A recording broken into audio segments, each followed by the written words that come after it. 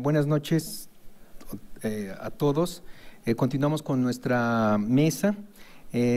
Tengo el placer de presentar a Sergio Rea Granados, que él es doctorando en Derecho por la Universidad de Chile en Santiago, maestría en Derecho Internacional Público por la Universidad de Melbourne, Australia, licenciado en Derecho por la Universidad Iberoamericana. Trabajó como visitador adjunto de seguimiento en la Comisión de Derechos Humanos del Distrito Federal, oficial de protección en la Oficina de México del Alto Comisionado de Naciones Unidas para los Refugiados y Program Officer en St. Kilda Community Center en Australia, jefe de Departamento de Investigación Internacional en la Comisión Mexicana de Ayuda a Refugiados. Sergio, tienes la palabra. Hola, muy buenas tardes a todos y a todas.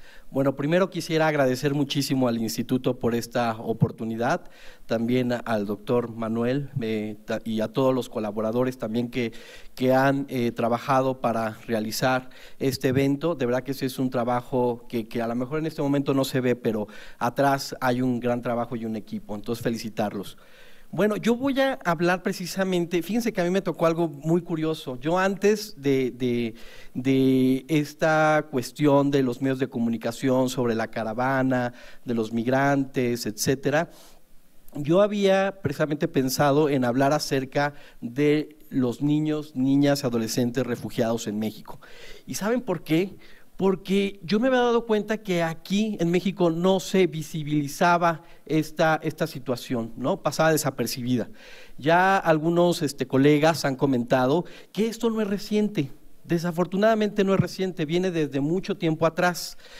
El problema es que no se visibilizaba esta situación y esto provocaba que la niñez refugiada fueran víctimas de violaciones a sus derechos humanos. Y ahorita vamos a hablar un poquito más acerca de algunas preguntas que surgieron por ahí en el auditorio.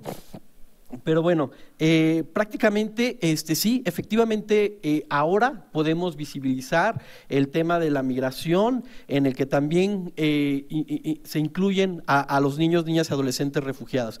Pero esta migración, precisamente en el contexto de derecho, se le llama precisamente flujos migratorios mixtos. Estos flujos migratorios mixtos no solamente vienen migrantes, sino también víctimas de trata, también refugiados, solicitantes de asilo, inclusive personas que no tienen o no se les reconoce una nacionalidad, los dichosos apátridas. Entonces es un mundo de personas con ciertas características que cada uno tiene sus particularidades y nosotros nos vamos a centrar precisamente en el tema de la niñez refugiada.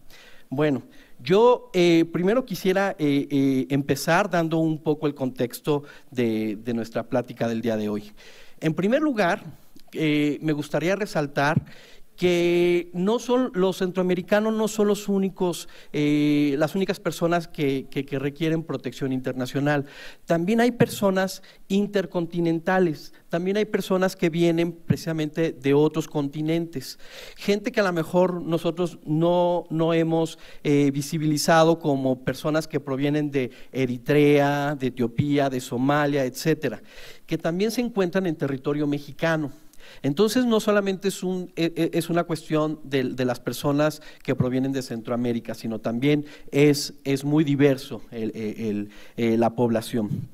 En segundo lugar, comentar que precisamente el tema de la migración siempre se centró en los mexicanos, ¿no? Los mexicanos que iban hacia Estados Unidos, etcétera, pero nunca nos centramos en las personas que se encontraban en nuestro territorio, ya sea que transitaban o se encuentran en nuestro territorio mexicano. Y es ahí donde posiblemente esta situación de los medios de comunicación ha puesto el reflejo en estas personas, pero ellos ya existían desde hace mucho tiempo atrás, ya hablaban, por ejemplo, hace rato de los años 80, y es cierto, de ahí surge precisamente la Comisión Mexicana de Ayuda a Refugiados, precisamente para atender el problema del éxodo de personas de Centroamérica, principalmente de Guatemala.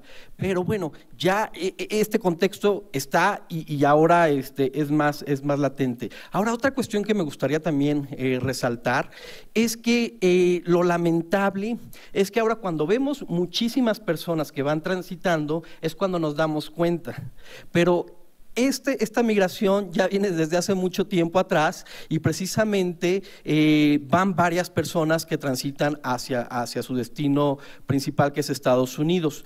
Pero eso también es un indicador que a mí en lo particular me preocupa, porque yo me preguntaría, ¿por qué estas personas deciden viajar en grupo? ¿Cuál es el problema que los origina a ellos a viajar en grandes cantidades de personas?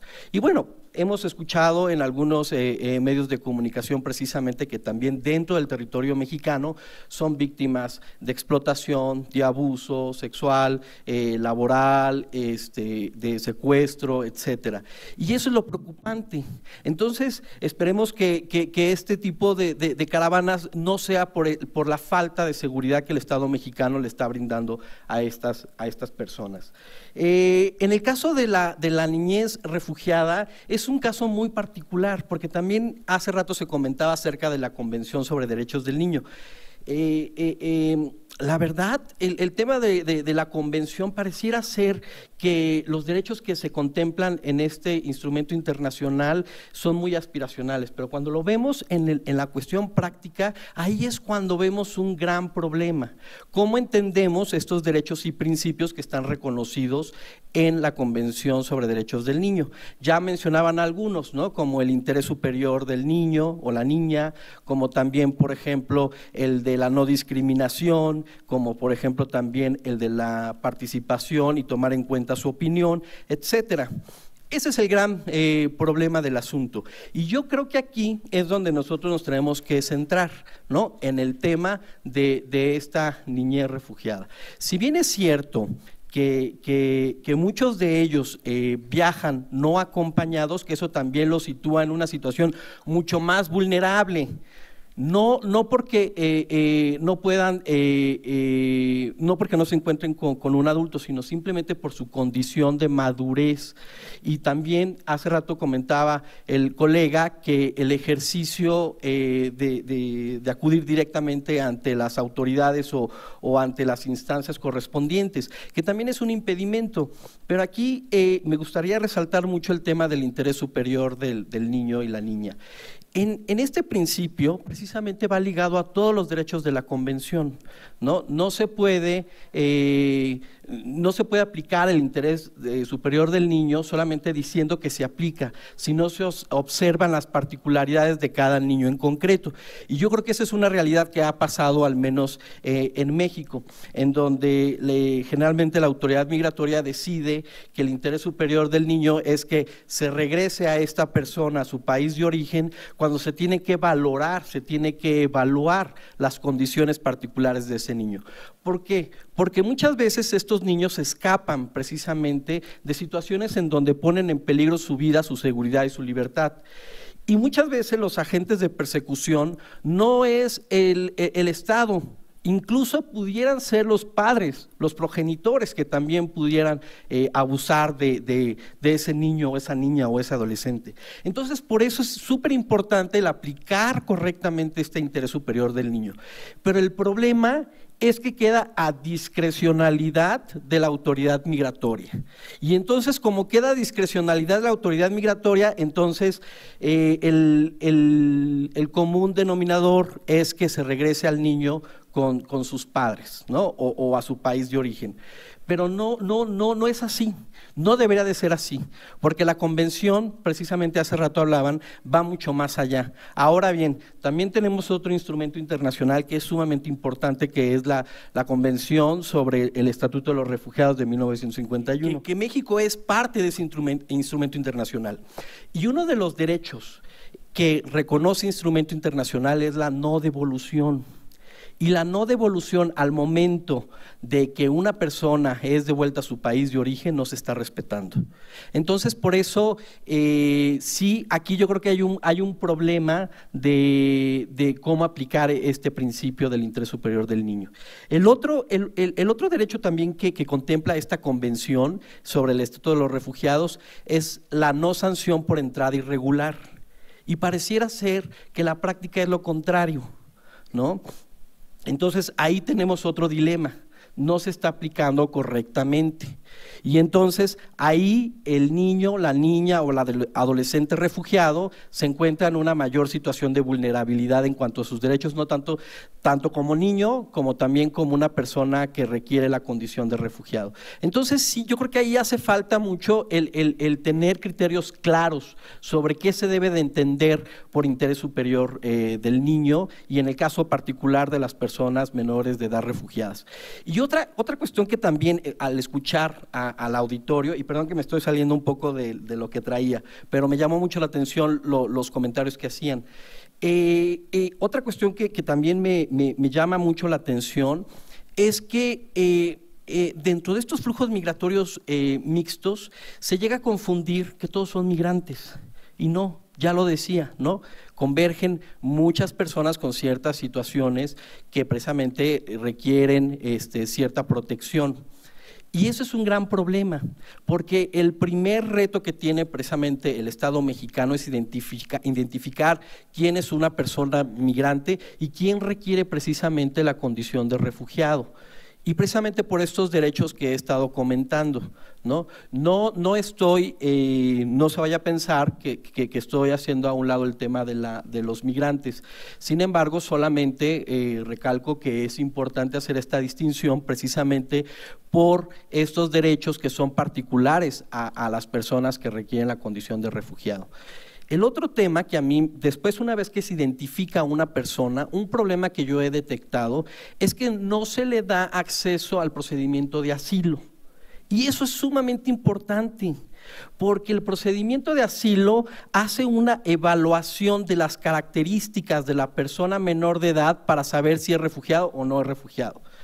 Y una vez que se decide que es una persona refugiada, se le debe de dar cierta protección internacional. En el caso mexicano, ya lo comentaba aquí un colega de Argentina, México ha tenido una tradición de asilo, sí, esa tradición de asilo ha existido, pero se debe de consolidar, ¿no? Tenemos, yo creo que aquí ya consolidar esta situación, esta condición de refugiado en México.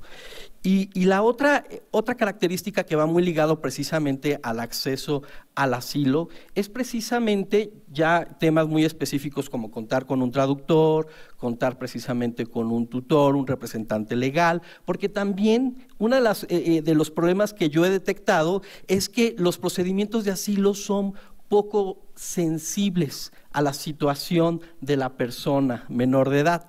Incluso podría atreverme a decir que se maneja un lenguaje muy técnico, muy jurídico, que es difícil de entender y por lo tanto muchos de ellos desisten a este procedimiento por este tecnicismo jurídico que existe en los procedimientos de asilo.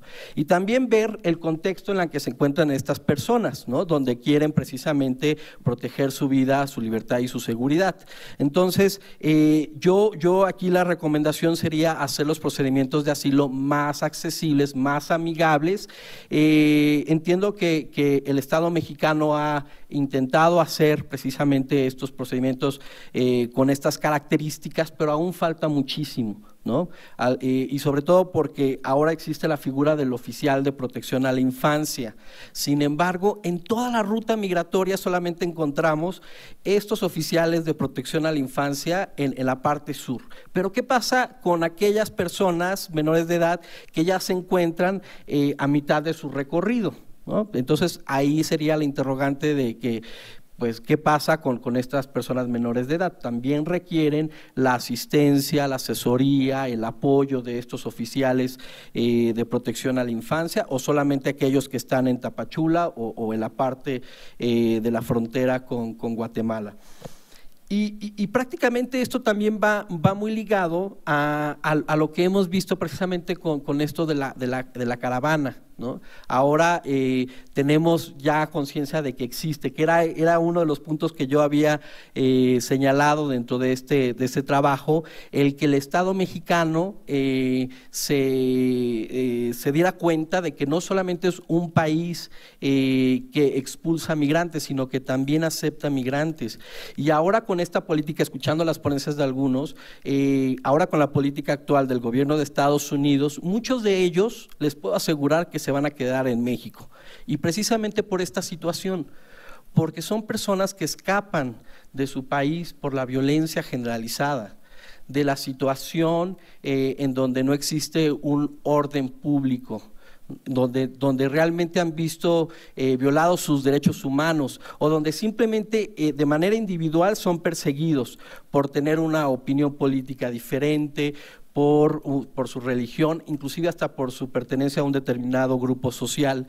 Y ahí fíjense que algo muy curioso, que cuando estaba dentro del sistema de Naciones Unidas, uno de los dilemas que veíamos es que también no estamos preparados para recibir a un gran número de personas que vienen del extranjero. Y yo creo que ahí hace falta, sería bueno reflexionar sobre contar con un protocolo de actuación, no solamente desde el gobierno federal, sino de todas las instituciones y actores que están involucrados en el tema, para poder dar protección y asistencia internacional a este grupo de personas. Bueno, muchas gracias y espero que haya sido de gran utilidad.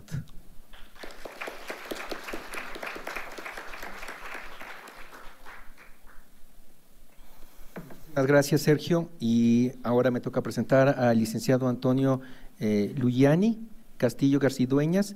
Es egresado de la licenciatura en Relaciones Internacionales con mención honorífica por la Facultad de Ciencias Políticas y Sociales de la UNAM. Actualmente es candidato a maestro en Derecho por la División de Estudios de Posgrado de la Facultad de Derecho de esta universidad, y tiene como líneas de investigación el Derecho Internacional, Relaciones Internacionales y Globalización, y cuenta también con experiencia académica en el sistema de universidad abierta y escolarizado, en temas relacionados también con relaciones internacionales, entre otras tantas actividades. Antonio, tienes la palabra. Muchas gracias. Bueno, primero, muchas gracias. Quiero agradecer al Instituto de Investigaciones Jurídicas por haberme permitido estar en esta tarde con ustedes, en esta ponencia, a todos los organizadores y colaboradores del mismo, todo mi agradecimiento. Yo tengo una visión mucho más crítica y cruda de la realidad, tal como se ha expuesto desde una perspectiva muy institucional aquí. Mi doble formación como internacionalista y abogado me permite ver esta perspectiva integral de cómo es el análisis, a mi modo de ver, mucho más integral de cómo debemos analizar a Donald Trump. En efecto, y coincidiendo con otras intervenciones previas a la mía, considero que no es un tema, la llegada de Donald Trump al poder en la Casa Blanca no es una coincidencia.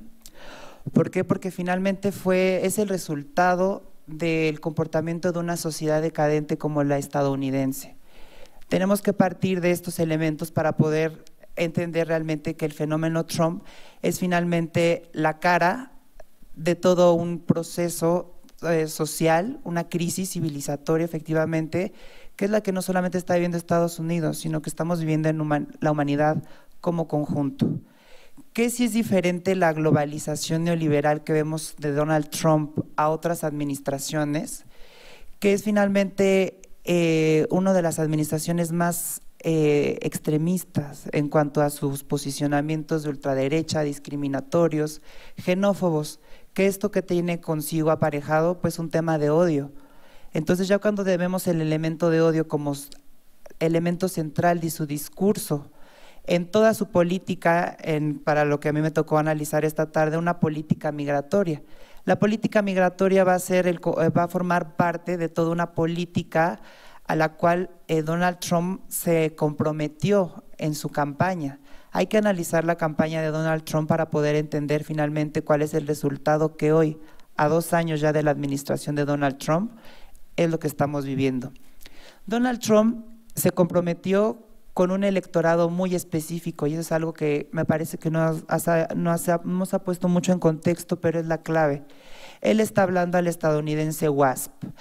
El estadounidense WASP es el hombre, también excluyendo a la mujer, por supuesto, en esta temática, al hombre blanco, al hombre anglosajón, puritano, anglicano y protestante. Ese es el electorado al cual Donald Trump se comprometió al momento de estar en su campaña. Entonces, finalmente, hoy a 2 años lo que estamos viendo es que él se está dirigiendo y está cumpliendo efectivamente con sus promesas de campaña a ese electorado.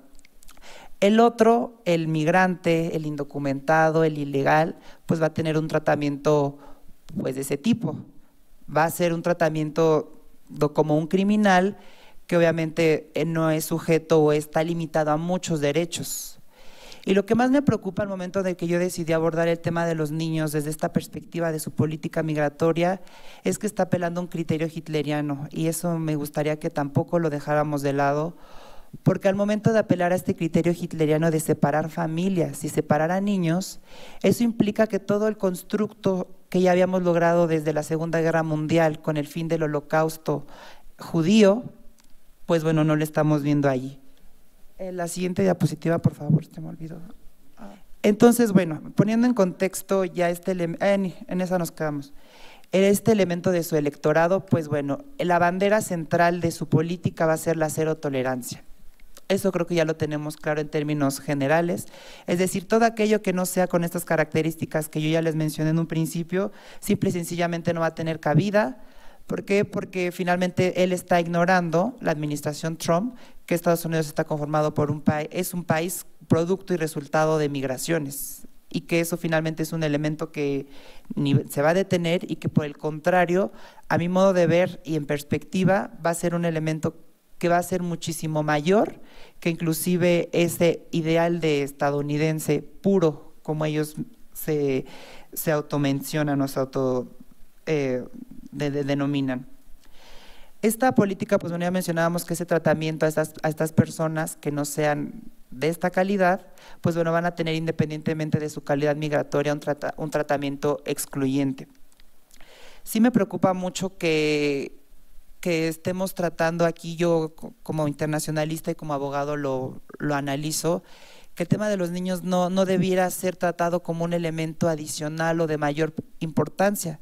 Finalmente, este bien jurídico tutelado que es la niñez está vulnerado en muchos sentidos. ¿Por qué? Porque no hay un desarrollo intelectual, no hay una independencia, hay muchas cuestiones justamente de dependencia de los adultos, que y le sumamos que están incorporándose a la dinámica estadounidense como indocumentados no acompañados, pues bueno, la problemática me parece que debiera superar si como Estados Unidos visualiza al sistema internacional o al derecho internacional en particular, sí lo ve como una visión dualista, es decir, el derecho internacional es aparte del derecho nacional. ¿Y qué va a primar siempre en Estados Unidos? El derecho nacional, toda la legislación interna. El derecho internacional es un elemento discursivo, es una carta a Santa Claus, algo que sí aspiracional, que políticamente y diplomáticamente está bien allí, pero solamente lo vamos a utilizar en defensa y promoción de nuestros intereses nacionales.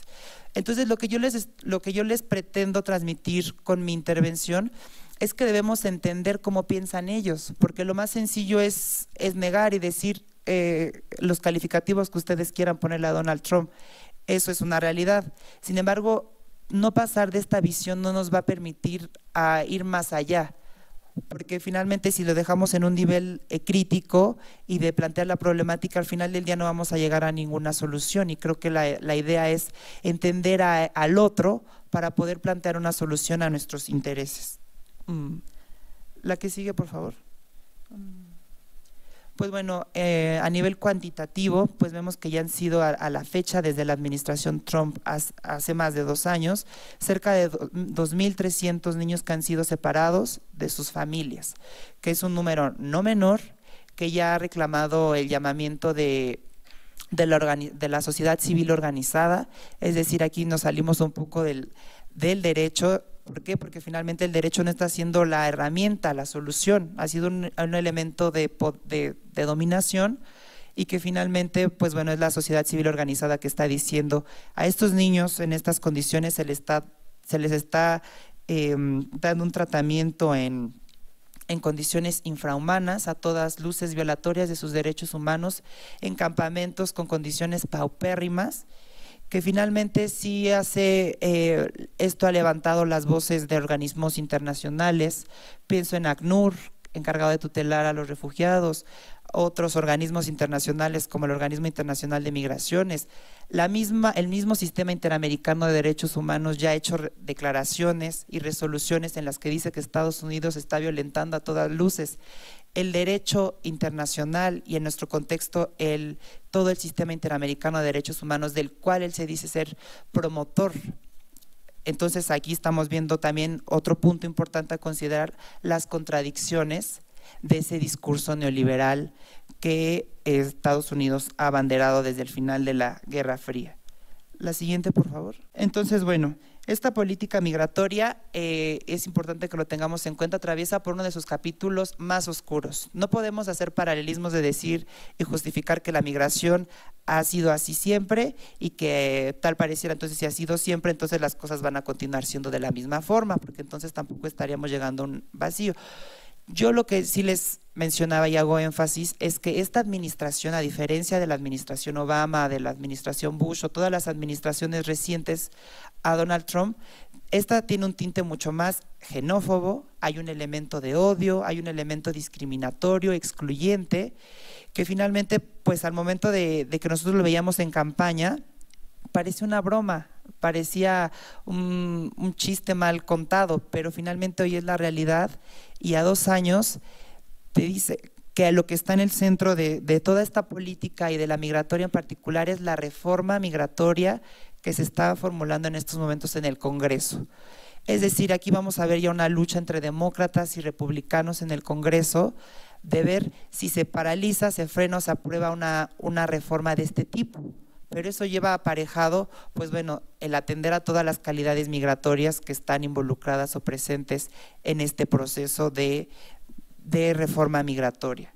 Aquí hay un elemento clave y eso es algo en el que México ya se involucra directamente, que es el tiempo político y electoral por el que atravesamos recientemente, ya con un presidente electo, que a mi modo de ver ya es un presidente que ya está gobernando.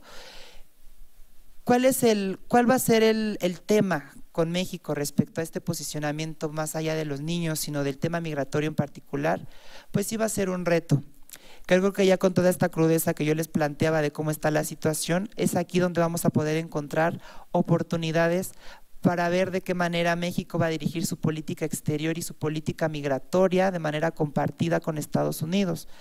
Aquí, sin lugar a dudas, debe haber un diálogo constructivo, un diálogo intenso, fluido, que desde la Cancillería, que es donde yo también he colaborado, o desde otros espacios, los académicos e institucionales, se están levantando estos llamados de decir, finalmente hay que entender la lógica progresista, es la primera vez que la izquierda va a gobernar aquí en México, eso genera también muchas expectativas, muchos escepticismos, también eso es cierto.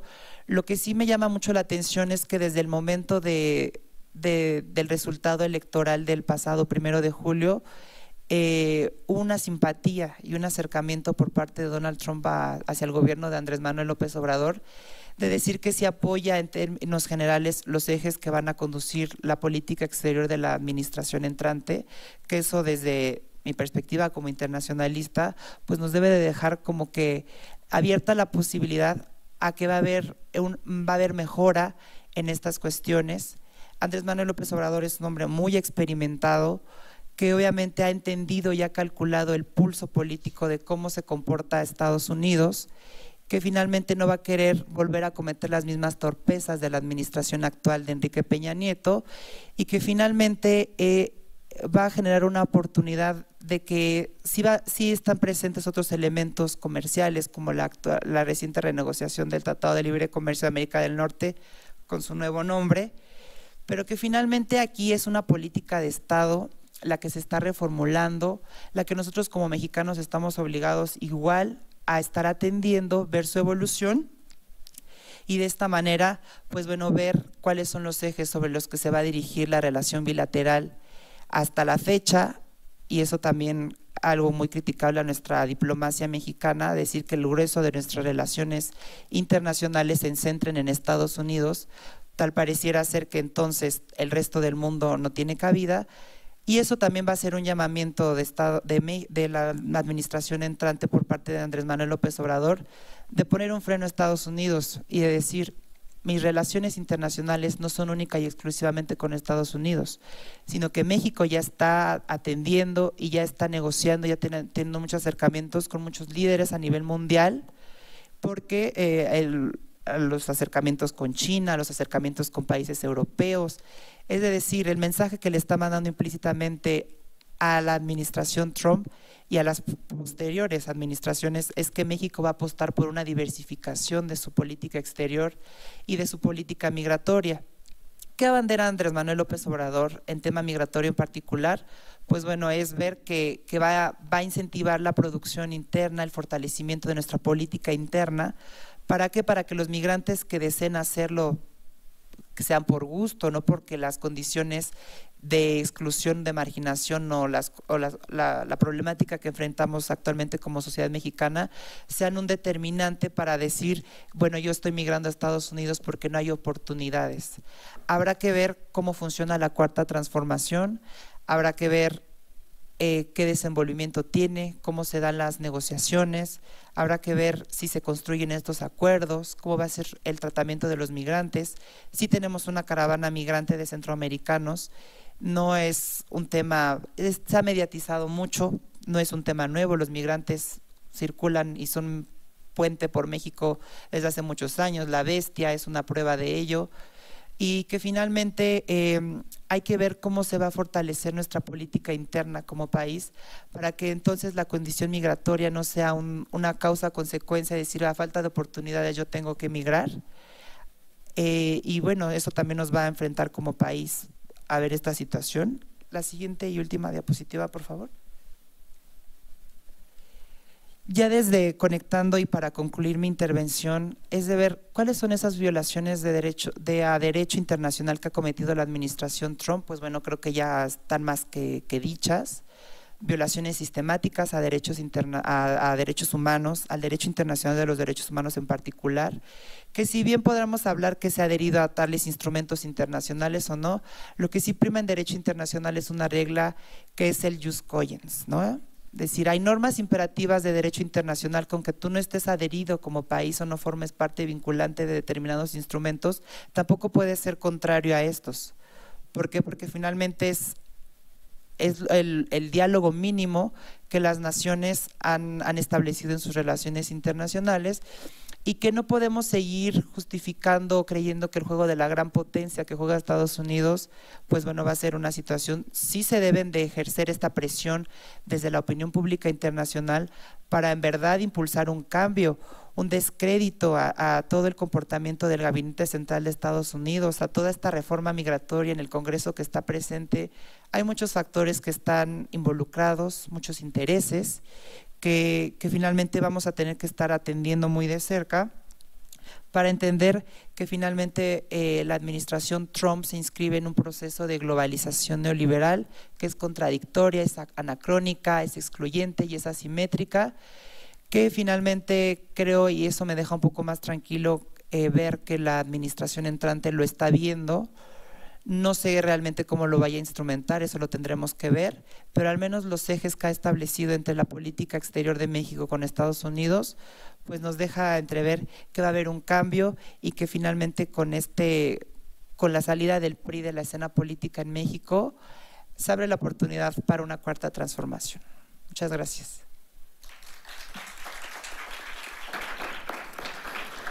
Bueno, pues muchísimas gracias, Antonio. Entonces abrimos el espacio para unas preguntas. Ahí tengo una, vamos a hacer una ronda, 2 y 3. Entonces en ese orden.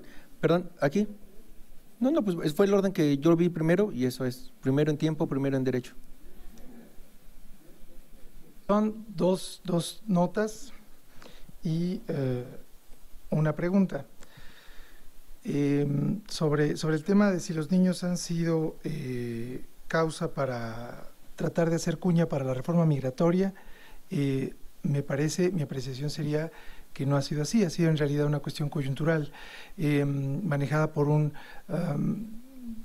serie de normas poco comunicadas entre la Casa Blanca, el Departamento de Homeland Security y en particular el Servicio Operativo de Homeland Security a través de ICE, Immigration and Customs Enforcement, y la Office of Refuge and Resettlement, ¿no? Que es quien toma a cargo a los niños.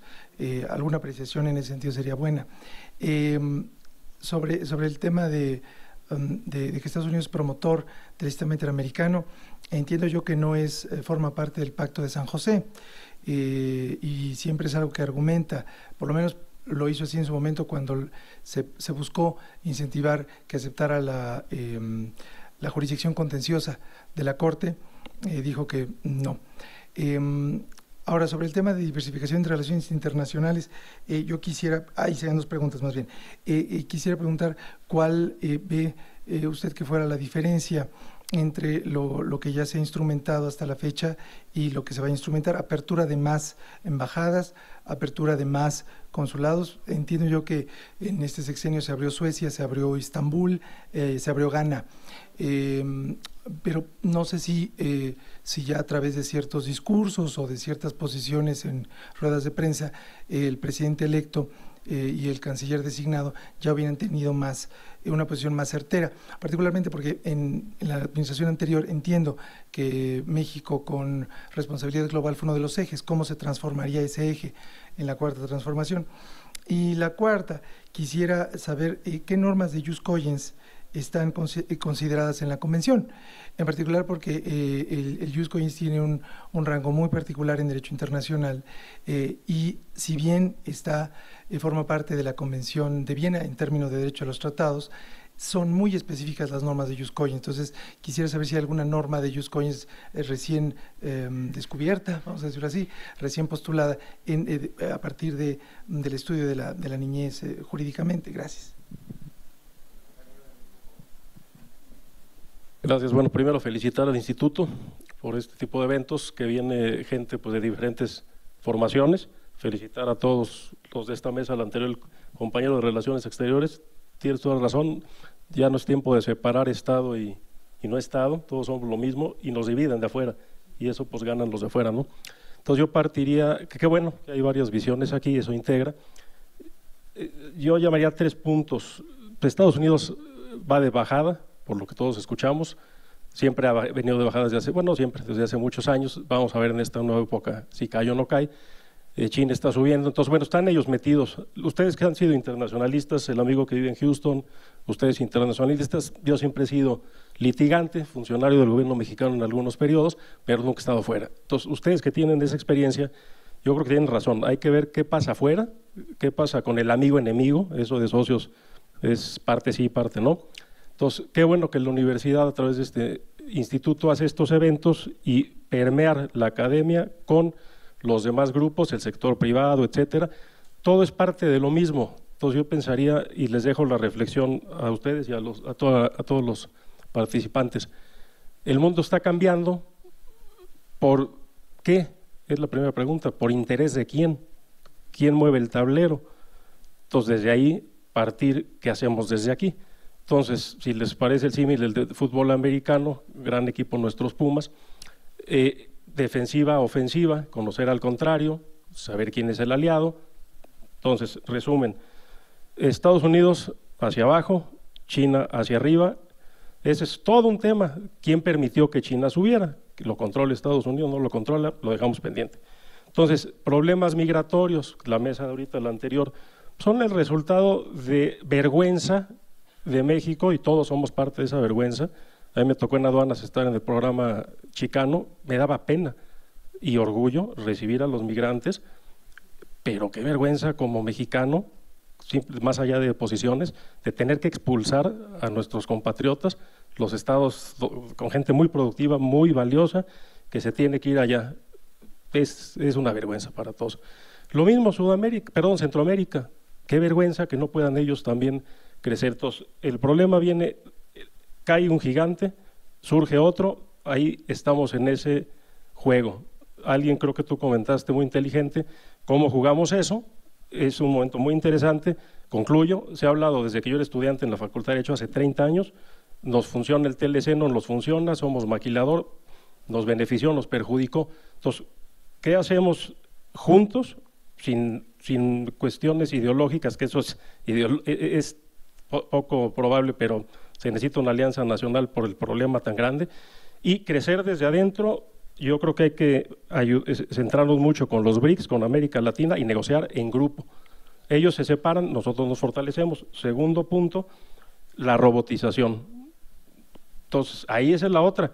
Ya no nos van a recibir allá porque ya no nos van a necesitar. Entonces, ahorita creo, con todo respeto a todas las opiniones, nos ponen la puerta difícil en la aduana americana. Conocí a los aduaneros americanos, gente de todo tipo, pero mucho mexicano, mucho mexicoamericano, y en lo que puede ayuda al prójimo. Pero cierran más el filtro porque ya no nos van a ocupar, y nos abaratan la mercancía. Dejo las reflexiones y muchas felicidades. Muchas gracias. Doctor Juan Carlos, brevemente, por favor, para dar oportunidad a que respondan los panelistas. Muchas gracias. Nada más alguna puntualización. Es decir, tú lo señalabas, Sergio, un saludo para Perú, siempre para Chile, ¿verdad? Países que siempre muy participativos en nuestros eventos. Bueno, esto es cierto. O sea, como estamos hablando de un problema sobre no hay una definición, no hay claridad. ¿Cuántos migrantes hay en el mundo?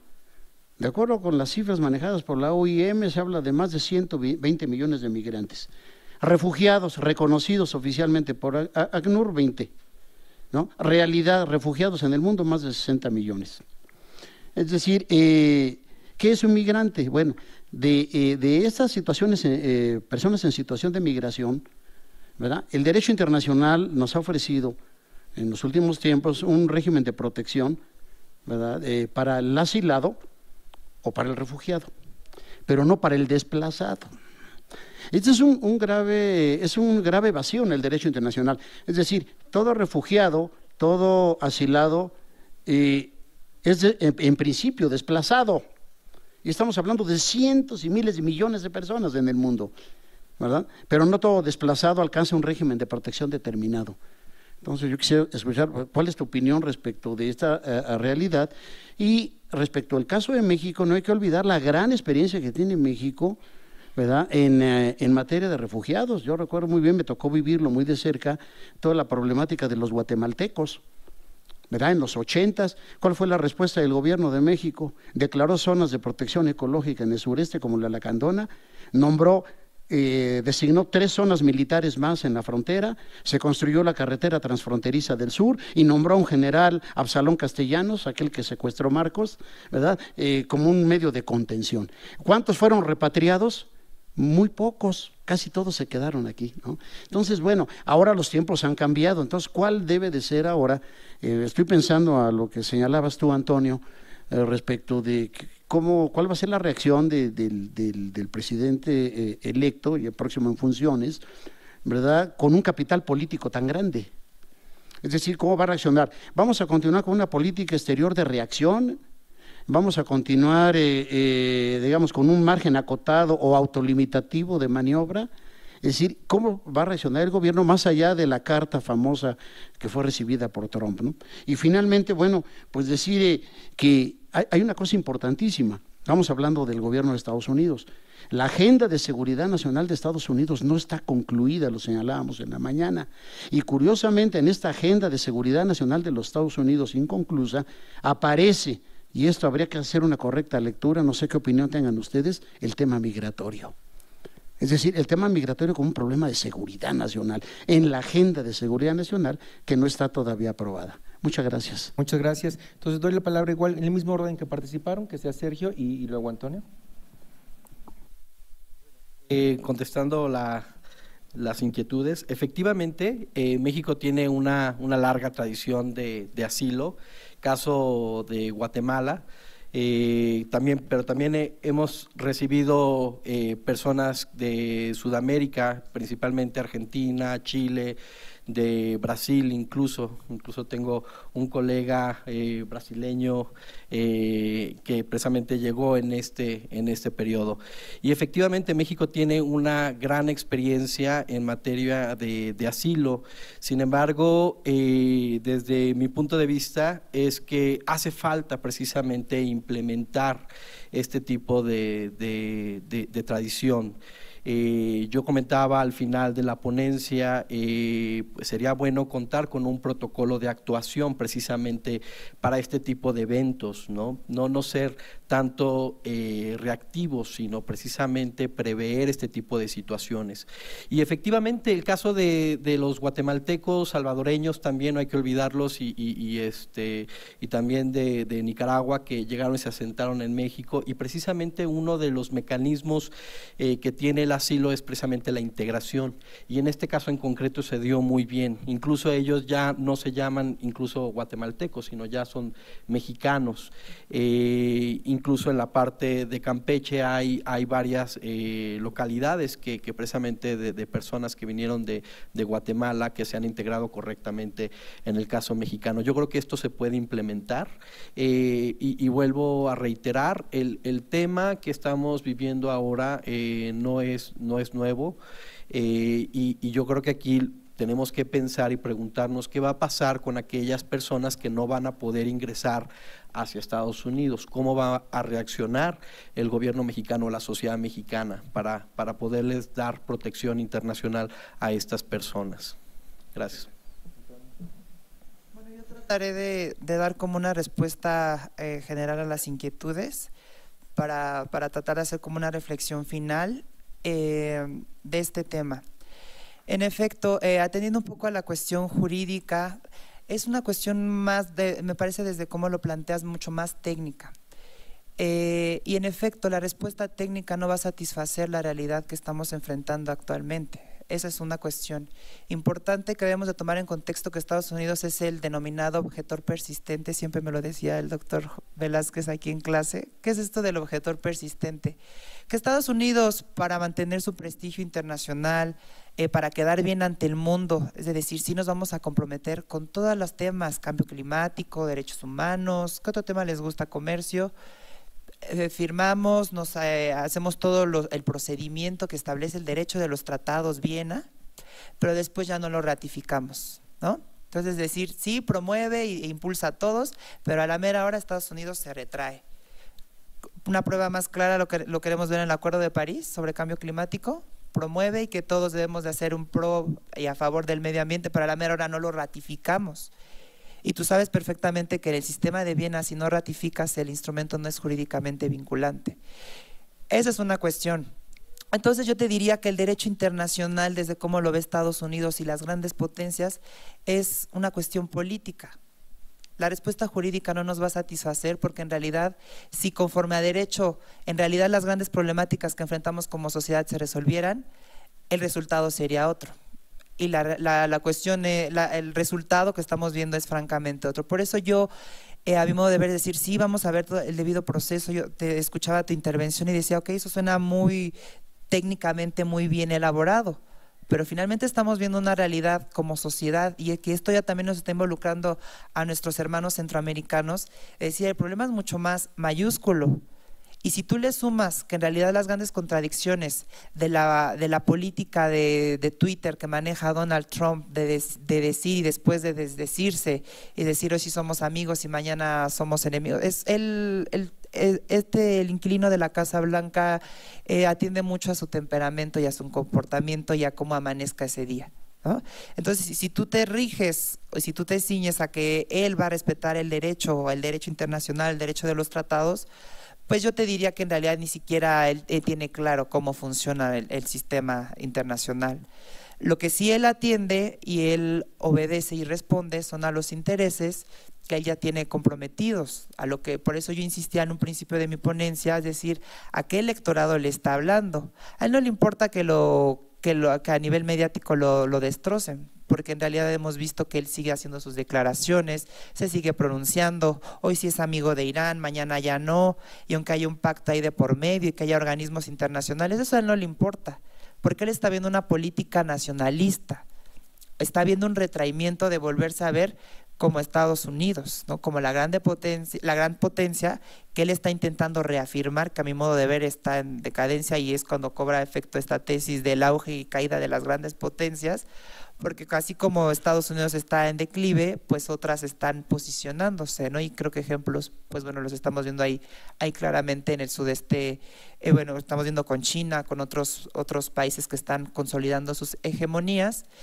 Y la red diplomática, creo que también aquí es un tema delicado porque la austeridad republicana que está abanderando la próxima administración es que tal parecer que no va a haber más ampliación de estas redes diplomáticas ni consulares, pero que sí se va a trabajar y se va a incentivar sobre lo que ya se está. También Cancillería tiene una crisis, yo la he venido criticando desde hace mucho tiempo, que decir que seguimos privilegiando a América del Norte. Y eso lo estamos viendo con los recientes actos y procesos que se están dando.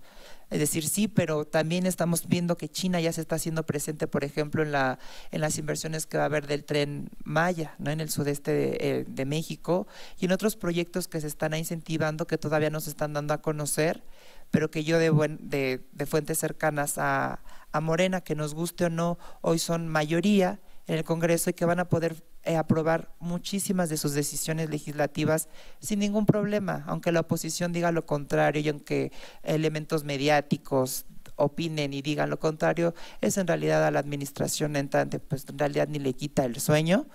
Eso es lo que sí que hay que monitorear, ver cómo el próximo canciller Marcelo Ebrard Casaubon, internacionalista, por cierto, el primero internacionalista en dirigir la Cancillería, el México contemporáneo me refiero, pero me refiero al México contemporáneo, a un comportamiento como tal, como un internacionalista de formación que no responda a cuestiones institucionales. Es interesante ver cuál va a ser su desenvolvimiento. Y bueno, con eso me gustaría concluir la participación. Muchísimas gracias a los dos. Vamos a hacer la clausura, el doctor Benavides y yo quiero agradecerles su resistencia por haber estado todo el día con nosotros, escuchando las ideas muy valiosas de profesores y de jóvenes que están formándose como expertos en Derecho Internacional. Quiero invitarlos a que consulten el anuario en línea también, y quiero agradecer al doctor Manuel Becerra Ramírez, que sin él no sería posible pues todo lo que gira alrededor de esas actividades, el anuario, el seminario, entre otras actividades. También quiero agradecer al doctor Luis Benavides, que durante las últimas semanas estuvo todos los días constante, pendiente de que este seminario pues funcionara el día de hoy. Y bueno, insisto, gracias también a quienes vinieron del extranjero y a quienes nos siguieron en línea. Y pues por mi parte, el volumen. Sí, les recordamos que el 26 de noviembre es la fecha límite para recibir artículos para un volumen especial sobre Trump y el derecho internacional. Los artículos van a seguir el procedimiento estricto y de dictamen doble ciego como todos los volúmenes del anuario, porque me han escrito para preguntarme si van a pasar sin dictamen y que no, eso no. Entonces, pues esperamos contar con participaciones de ustedes. Y de nuevo, gracias, y le cedo el uso de la palabra al doctor Luis Benavides. Pues nuevamente mi agradecimiento, en especial al director del instituto, a Pedro Salazar, por permitirnos realizar este seminario año con año, a nuestros compañeros del instituto que están en la transmisión, en la grabación, en iluminación, a Gabriel, muchísimas gracias, a los becarios Diana y Alfonso, pero particularmente a Mónica Nuño y a Raúl Eugenio Martínez, porque pues, para ser sinceros, son Mónica y Raúl quienes hacen tanto el anuario como toda la parte administrativa y editorial, y los que llevan a cabo la gran tarea también del seminario. Entonces, pues si se unen conmigo a un aplauso, creo que se lo merecen mucho, la verdad.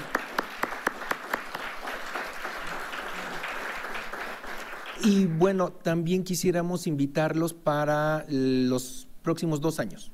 El año que viene vamos a hacer un número especial y lo queremos hacer del anuario. Lo queremos hacer sobre los tratados de paz de Versalles. Es un momento histórico muy importante. Termina la Primera Guerra Mundial. Es además daba pie a la creación de la Sociedad de Naciones. Eso va a ser la invitación para el año 2020. El tema del 2020 va a ser Sociedad de Naciones, todo lo que ha pasado desde Sociedad de Naciones hasta Naciones Unidas, y esos dos temas van a ser, creo que, muy importantes. Entonces, desde ahora vayan pensando en temas, van a estar las puertas abiertas. Vamos eventualmente nosotros a sugerir una serie de temas muy puntuales, pero digamos que esos serían los dos grandes ejes. Y de esta forma damos por concluidos los trabajos del seminario y agradecemos a todos su presencia, a todas y a todos su presencia. Muchísimas gracias.